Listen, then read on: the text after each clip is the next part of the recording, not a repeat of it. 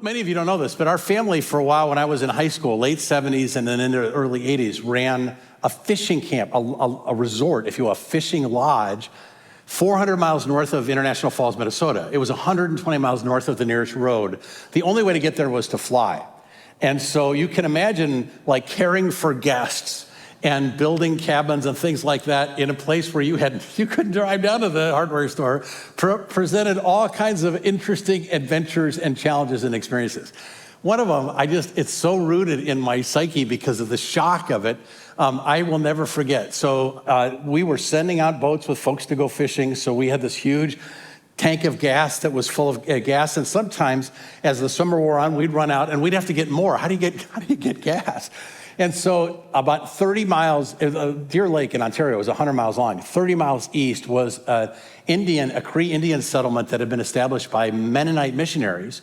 And so there was a little bit of a community there. And so we actually would go down. We had a barge that was generous. It was a pontoon boat with all the chairs, and it was just a platform, but that's what it was.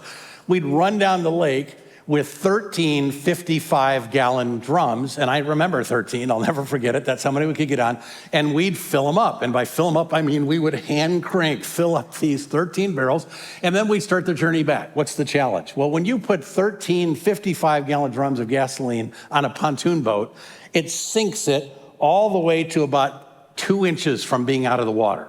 Pontoon boat, the pontoon's fully submerged, right? And so 30 miles on this huge lake, we'd have to motor back. And you'd go slow because the great fun feature of the whole experience was that at times you'd hit a wave which would wash over the front, which didn't take much, and start to plane the front of the barge underwater, submerging exactly like a submarine. That's what would happen. And so under my feet, what I was standing on vanished, right? That is an unnerving thing. Now you let off the gas and the thing would come up. But the first time that happened, oh my gosh, it was overwhelming.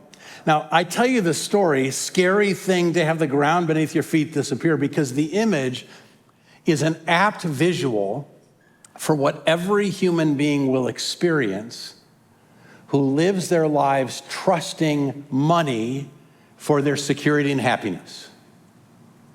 Jesus explicitly says in this text, money will fail. It'll run out. It won't provide what you hope it will. And if you've placed all your eggs in that basket, that experience of having the ground you're standing on vanish beneath your feet is exactly what's before you. He doesn't want that for us. Especially for us as his disciples, as his children. He wants us to actually be standing on a different rock. Because while he says money fails, always fails, John says love never fails. How do we stand on that rock, on the love that God has for us, and live differently? And therefore, how do we negotiate as one's trusting God money that comes our way? This is the question that Jesus asked. And his answer is this: he calls us with money to invest fleeting money in things that will actually last forever. The money's fleeting, but I can engage it in things that will last forever, which keeps my heart in a place to actually be trusting the Lord. We find this in Luke chapter 16. If you have a Bible, open up. Luke chapter 16. Verses 1 to 13 are about all we're going to get to. Jesus has just finished the parables of chapter 15, the parables of the lost sheep, lost coin, and lost sons, both of them. And in those parables, Jesus visualized the loving, redeeming, rescuing, welcoming heart of God for anyone who turns back to him. Right? That's what he was showing. He was visualizing what that was like. But in his midst were Pharisees and teachers of the law who did not receive what he gave them. The money, their love for money literally blinded them from seeing the treasure that was in front of them. And so at the end of our passage, which is all a continuation, we read in verse 14 about them, the Pharisees, who were lovers of money, heard all of these things and they ridiculed Jesus. Their love for money blinded them from the fact that standing in front of them was the very Son of God who had come to give them life. They didn't see it at all. And so in our parable leading up to this verse 14, Jesus turns and speaks to his disciples. And he wants us not to fall into the pit that they had fallen into. He wants us to keep our heart and our trust fully in the goodness and care of our Father in heaven. And so chapter 16, verse 1, Jesus turns to his disciples. He speaks to his disciples, a parable to help them keep their love in God and their trust. Now, 3 weeks ago, I shared another parable out of the book of Luke, Luke chapter 12, about a rich fool who thought money was worth more than it actually was. And we talked about true uses of money and so forth. And so it seems like I'm double clicking on that topic again. I sort of am, and there are a couple of reasons why. This text comes 4 chapters after that text. Apparently Jesus knows we need to double click on this topic because love of money is an insidious idol. And idols we've had for a long time, you only get rid of by constant attention. And so he pays attention to this. He asks us, and he adds things to what he said. Some idols die hard. He wants us to die, our love for money to die, so that our hearts are free to run after him. Also, next week, as part of my sharing our vision for a church, we're presenting the budget. And to me, that's not an administrative functional dynamic. It is that, but it's so much more than that. It's actually a spiritual moment for us as a church. Because as we approve a budget, there's this symbiotic relationship of your support and the ministries that are going on, and which is a really beautiful thing, by the way. And in that, as we, Lord willing, approve that budget, we're saying yes to funding it, which has everything to do with our love for money. And so it's a spiritual thing for us to do this. That's how I see it as a pastor. Also, I'll tell you now, there's a 7% increase in our budget, because this next year, we're going to pay Trey not just for 3 months or 6 months, but for 12, Lord willing, and Parker, who will join us, and David, who will be with us not just for 3 months, but 12. And we need to add a youth person. And we need to also, for me, if I continue on through May, which seems like it's the plan, that's 2 sort of senior pastors for a while. So there's some increases. And I can't wait to see the ministry that's generated by this team that comes together. I'm mindful of all of those things. Mostly, I want every one of us who are Christians to actually live in a peace and a joyfulness and a confidence that our lives are secure in the hand of Jesus. And so removing this idol helps us with that. That's why we're taking time on this text. Okay, so Jesus tells a parable. It's a startling parable. He begins, there was a rich man. Imagine a man who was rich living among a whole lot of folks who were poor. How did that happen? Well, it seems as we read on that this man he had a little more than others, and he began to lend money and resources to people who could not pay him back. And then you start adding interest to that, and he grew richer as they grew poor. In fact, he had so much that he had to manage that he actually had a manager. He had someone who managed these accounts and made collections and so forth. That was needed. But something was amiss in this guy's heart. I originally wrote, there was no joy in Mudville. I actually wrote, that was funny to me when I put it down because Casey, never mind. Okay. Anyways, something was wrong. And what was wrong was that charges were brought against the manager that the man was wasting his possessions. That's a present active participle. What that means is he didn't do it once. He was ongoingly using the master's money for himself. The word wasting is exactly the same word in the New Testament from the chapter before, describing the prodigal son who squandered his father's wealth. He was using the master's money for himself, and he was found out.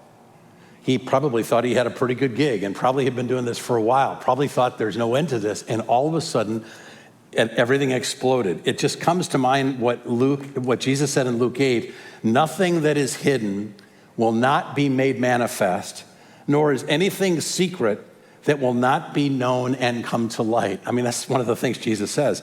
No unconfessed, unforgiven sin will be concealed at his return. It'll all be brought out in the open. And that's what happened to this man. And his life immediately changes. So verse 2, the master called the steward and said to him, what is this that I hear about you? Turn in the account of your management, for you can no longer be my manager. Go get the ledger of the accounts, bring them to me, pack my things, and get out. That's what sets up our situation. As we go on, though, what are lessons for us? Here's the first one, and I'm going to share it and then show how it comes from the text. I think Jesus wants us to realize we are stewards of money that is not our own. Look at somebody next to you and say, is not our own. Go ahead and do that. It is not our own. How much of the money that the manager managed was his? Say it out loud. None. Not a penny of it. He was charged to manage it, to steward it, but none of it was his. Friends, in this parable, that part of this manager's life is us. Everything we have actually belongs to the Lord.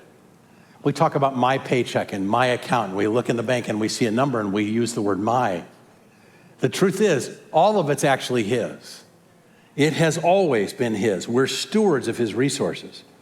Now, all that belongs to him. Now, someone says, yeah, but okay, I went to graduate school. I mean, I work hard. I have more money than others because I worked harder than others. That doesn't change at all the fact that all of it still belongs to God. Everything in our lives that God has given, almost all of it always includes partnership. So yeah, I'm not doubting that you worked hard at all. Take a farmer. Does a farmer work hard? Yeah, plants the crop and waters and tills and crop comes forward. But would we say that God wasn't responsible for that? Did the farmer make the seed? A seed. What a miracle. Did he make the ground full of nutrients? No. Did he make, when he placed the seed into the ground, but the seed turns nutrients in dirt into food. That's God's doing. Did he make the sunlight that gives it growth or the water that falls on it? All of that's from God. So yeah, we work, but the strength we have, the opportunity we have, I would say even the success we have, all of it is a gift of God. Paul says this so explicitly when he declares in 1 Corinthians what he does. And his statement is, there it is right there, 1 Corinthians 4. For who sees anything different in you? Are you different than anyone else? What do you have that you did not receive? It's one of the most stirring lines in the New Testament in my spirit. What do you have that you've not received? If then you received it, why do you boast as if you did not receive it? Everything we have has been given as a gift from God. That's why we're commended to use God's money in his service, for sure.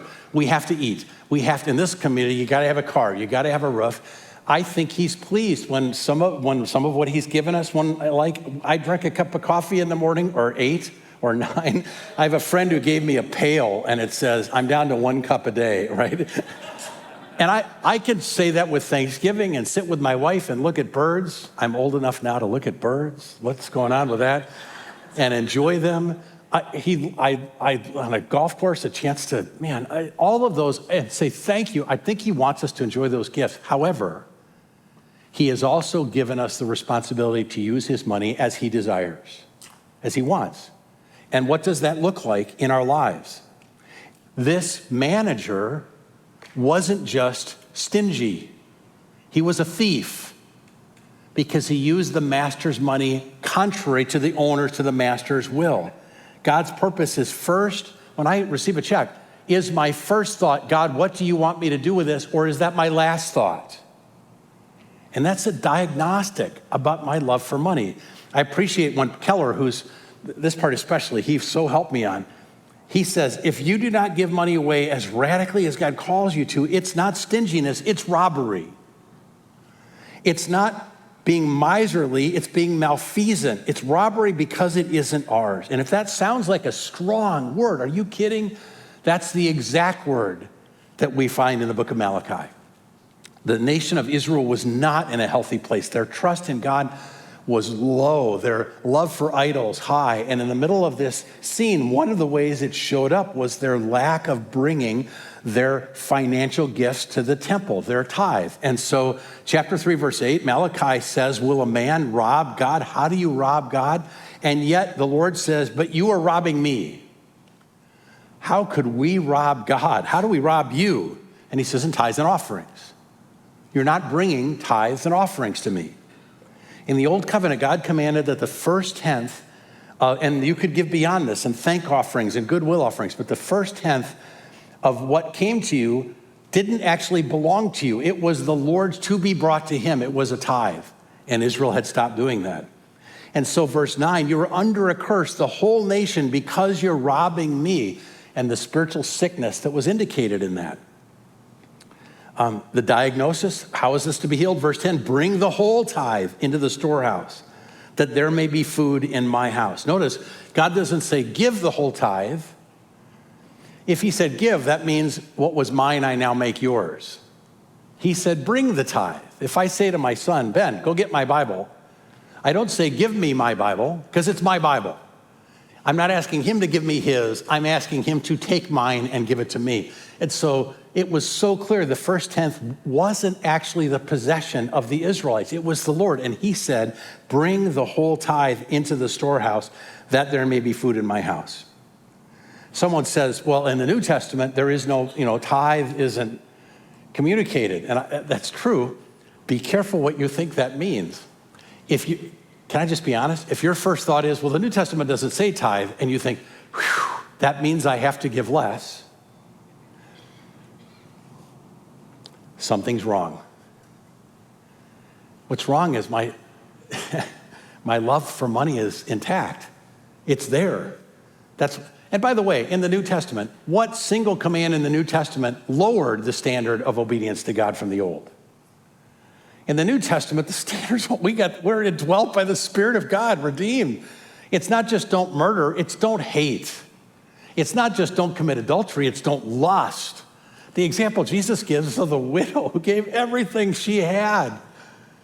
We have God in our lives, and he has promised to care for us. He gave his own son, and if he gave his own son freely, will he not with him also freely give us all things? You could not be better cared for than you are today because of God. It's not your bank account.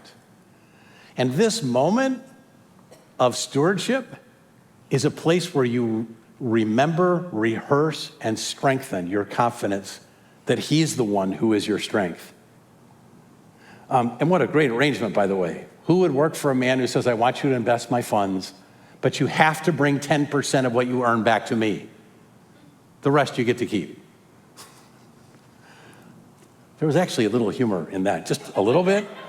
This is really in the end of the day, what matters is that we're in the care of God, that he's our security, not money, not a single dime. He may use money, but he's the one who cares for us. And think, when I actually believe I'm free to live in the care of God, think how that changes my relationship with money. Imagine Saturday morning, you push out your little lawnmower and open it up, and you notice it's empty. It takes 2 gallons to mow your whole lawn, front and backyard, but you've got a 2-gallon gas can full in the garage, so you go get the can. As you come out, your neighbor's pushed out his lawnmower, opens up his thing, notices he's empty. He has no gas. He looks at you and says, oh, you have gas. Does anybody feel what I feel? It's just like gulp. I mean, I want to help you. I really do want to help you, but if I give you any of my gas, I can't do what I'm supposed to do. What do you do? My friend Stephen Hinkle years ago, I shared that analogy, and he said, well, what I do is give him 1 gallon, and we both just mow the front yard and then call it a day.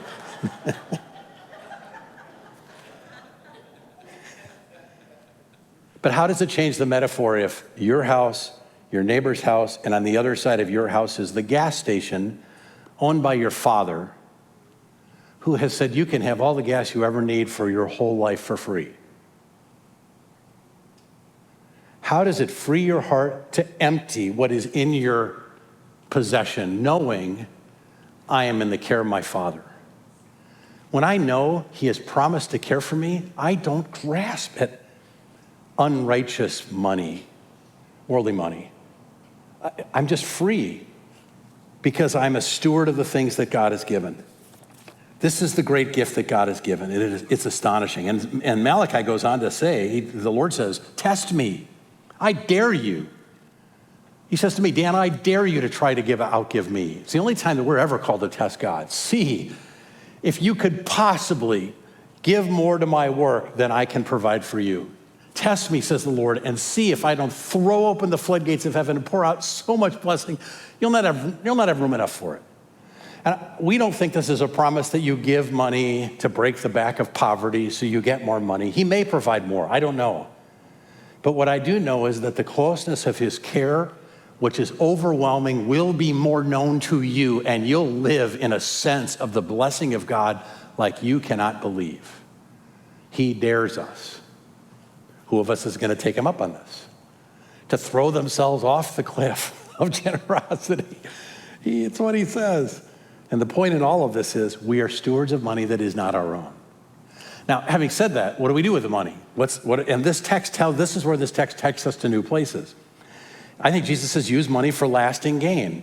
You actually have a chance with the money you have to do something that outlasts money. So verse 3, the manager says to himself, what do I do since my master is taking my management away from me? I'm not strong enough to dig. I'm ashamed to beg. I've decided what I do so that when I'm removed from management, people will receive me into their homes. For a little while, he has access to money. There's something he can do with it that will last longer than the money will. That's the point that's being made. And so what's he do? Dramatically, he's supposed to go get the ledger. He gets it. But before he returns to the master, he starts visiting the master's debtors, summoning the master's debtors one by one. It seems like he goes through all of them, though they only have two that are shown here. He says to the first, how much do you owe my master? He says, 100 measures of oil. He says to him, take your bill, sit down quickly, and write 50. In other words, write down right now. If right now you'll give me 50, you'll be free of your debt. And the person who owes the money has no reason to not think he's in the employ of the rich man. And now commentators go in every direction in explaining what's happening and what the motive. I may be wrong, but my best sense is in doing this, what's happening is the servant is skillfully, he's saying, your master, the rich man, he is willing actually to settle your debt for half the cost. I actually talked him into this. And in so doing, is causing people to look at the master with increased honor and respect and thankfulness, right? That's going to put him in a dilemma in a moment. Verse 7, then he said to another, how much do you owe? 100 measures of wheat. And he says, take your bill and write 80. Seemingly by one, he does this. And so now he's portraying the rich man as incredibly generous and sacrificial and giving to the whole town. The servant comes back to the master and tells him what he did. He has now put the rich man in a dilemma. What does he do? I mean, he's already rich. He's not lacking money. Does he go back to all of the debtors and say, he was wrong, I fired him, you owe me everything, don't think you're getting off so easily? Does he do that and be seen as hard and cruel, or does he accept the windfall of the admiration of the town? It seems if that's what's going on here, it seems like that's what he's done. So verse 8, the master wries smile on his face to this man and says, very clever, very clever. He commends the dishonest manager for his shrewdness. The steward used money he had for a little while for a greater purpose. And then Jesus says, for the sons of this world are more shrewd in dealing with their own than the sons of light. Okay, you read that and you're like, so are you saying, Jesus, you want us to be con artists? Who thinks that's it? Yes? No, of course not. Of course not. He can operate on several levels at once. Even in this man acting dishonestly, what he's doing is cleverly using money that he has for a little while, because Jesus says money always fails. He's using what is failing to purchase something that isn't failing, and it's called friendship. God has put you in the place where you can be a benefit to the people around you with money. You can do that. And long after the joy of whatever you could have spent the money on has gone and faded and forgotten, what you've done for that person remains. We did a series years ago called The Generosity Effect in 2012. And in it, there were two couples that were in our church, both of whom now have moved out of town and are living in different places. Todd and Sherry Johnson. Todd was a shop teacher. And their dear friends, Stephen and Catherine Moore, they met in their home for small group and so forth. The Moores were on vacation when that message happened, and me or somebody challenged us to use talent, our gifts, our talents, use them for the benefit of others. And so Sherry and Todd thought we could go into the Moore's home while they're gone and fix that bathroom that needs some attention. That's what they did. They ripped the drywall off, ripped up the flooring, took out the toilet, took down the fixtures, put down new flooring, new drywall, painted it, and completely new fixtures, and finished the whole thing in 48 hours. How do you think the Moores responded when they came home? That story still is a blessing to them. Long after, if the Johnsons had just gone off on vacation, long after that had been forgotten, that blessing remains. Jesus says, be shrewd with money. You can invest it in things that last forever. I tell you, my friends, verse 9, make friends for yourselves by means of unrighteous wealth, which I think is just money in this world, so that when it fails, they may receive you into eternal dwellings. We can do things now that last forever, or we can trust money for our security and happiness, and when it fails, have it disappear beneath our feet like a barge in a lake. You pick one or the other. Jesus wants something so much better for us. He continues, because again, while money fails, love never fails. He continues. One who is faithful for very little is also faithful with much. One who is dishonest with little is also dishonest with much. If you then have been faithful in unrighteous wealth, who will entrust you with true riches? And if you have not been faithful with that which is another's, who will give you your own? And I wish I had time to unpack that. But the Lord, when you're faithful with money, He wants you to carry more and more of the ability to bless others. He increases the impact of your blessing, and he's looking for people he can trust with that. And then verse 13, no servant can serve two masters. Either he'll hate the one and love the other, or he'll be devoted to the one and despise the other. You cannot serve God and money. Question, how do you serve money? What's that mean? How do you serve money? Well, you don't iron it and press it. Put it in a frame on your mantle, come to it every now and then and say, can I get you anything? That's not what serving money means. You serve money when you trust it for your happiness, and therefore obey its demands so you can have more. That's what serving money is. Trusting it for your happiness and your security. Ted Danson, in a movie called Dad a few years ago, this is a man who's serving money, was confronted by his child. Remember Jack Lemmon? His son confronts Ted because he's working all the time. Why are you gone all the time? Why, when I was growing up, why were you always gone? To which he said, I thought making a lot of money made me a better man. He was serving the promise of money by working so hard that he neglected his. He was obeying money. He was serving money. But the Lord wants us to serve him. And we serve him like we would serve money by trusting him for our happiness and security. And therefore obeying his commands as part of our relationship with him. Do you realize how easy the Christian life is in this sense? John Piper, years ago, in his little book, Desiring God, completely upended and helped me get a sense of what trust and faith actually means. When he wrote famously, God is most glorified in us when we are most satisfied in him. When we could turn after money or all kinds of things for joy and we say, I'm not buying it. You're my treasure, as David talked about last week. You're the greatest thing in my life. And I want to know you and walk with you and experience you and serve you and be right in the middle of everything you want. I follow you by faith. He is glorified most in us when we're most satisfied in him. What drives Christian obedience is not obligation. It's not just willpower. It's not just burden. Right? If the only reason we obey God is because we're supposed to, and we are supposed to, he is the Lord. But if that's the only reason, it's actually pretty profoundly dishonoring to him. That's like you're being in the hospital and me come and visit and you say, Dan, why did you come? And I say, well, I had to. You know, I didn't really have a choice. Right? That doesn't honor you. He's not honored when we're like, inside we say, there's so many things I'd rather do, but because I'm such a great Christian. Oh, and by the way, you know, if you just like brought a little joy in our lives, this whole thing, you just realize how dishonoring that is to him. When we trust the promise of money and sin to give us greater joy than him. He stands with his arms wide open. I'm your treasure. I'm your joy everlasting. right? And faith is what drives that. So he's most honored in us when we turn away from trusting money and serving it to say, I'm not buying that you're my joy and my security, you are. And from that place, what do you want me to do with my money? And he wants us to serve it, use it in a way that serves forever. Now, here's something this text says that's astonishing. Money rightly spent changes your welcome to heaven. That's no place else in the Bible do we read this. Look back in verse 9.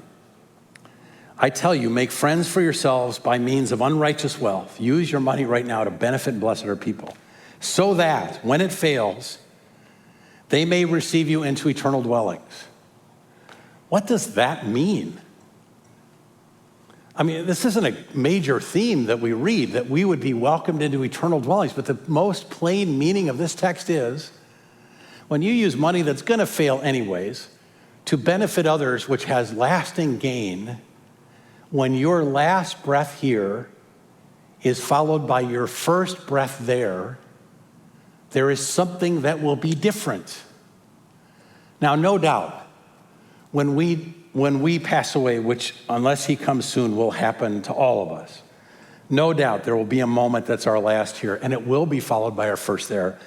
No doubt the scenes that we see in scriptures of what's there, the joy is hearing 10,000 times 10,000 angels and an innumerable sea of the redeemed, all surrounding 4 living creatures and 24 elders whose attention is entirely on the radiance of the Father revealed in the face of Jesus Christ, illuminated by the fire of the Holy Spirit, and the redeemed of all announce in such loud voice to him who sits on the throne and to the Lamb be blessing and honor and glory and might forever and forever.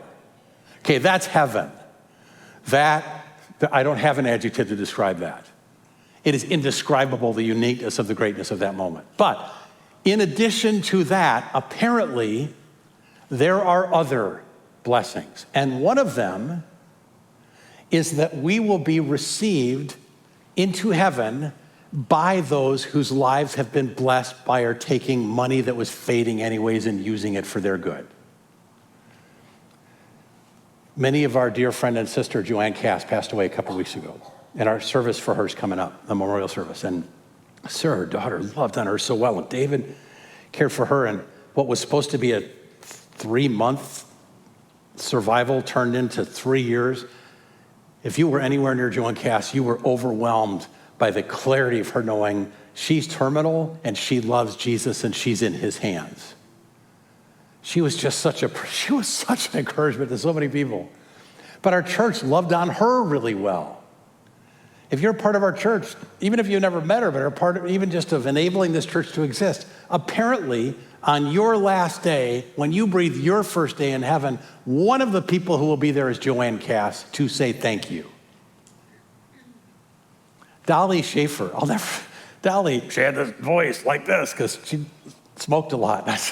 I remember sitting on her back porch in Wildwood, going through the gospel with her because her daughter and her grandson and about 12 other people became Christians and were baptized. And so I'm like going around sharing with people, let me tell you what I told them.